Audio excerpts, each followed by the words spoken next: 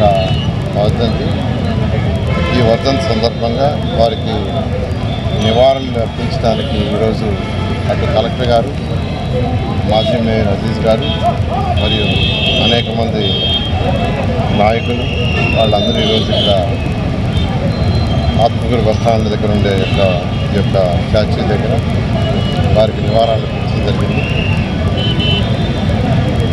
అమరజీవి పొట్టి శ్రీరాములు వారు తెలుగు ప్రజల వారి ఆత్మగౌరవం కోసంగా తన ప్రాణాలను అర్పించాడు. 58 రోజులు నిరాహార దీక్ష తీసి తన ప్రాణాలు అర్పించిన సందర్భంగా ఆ రోజు భాషా ప్రయుక్త రాష్ట్రాలు భాషలను బేస్ చేసుకొని రాష్ట్రాన్ని విభజించేదానికి ఆ రోజు కేంద్ర ప్రభుత్వం ఒప్పుకోవడం. ఆ విధంగా మనం మద్రాసు నుంచి తెలుగు రాష్ట్రం ఏర్పడడం జరిగింది. అంతకుముందు అందరినీ మద్రాసీలు అనేవాడు.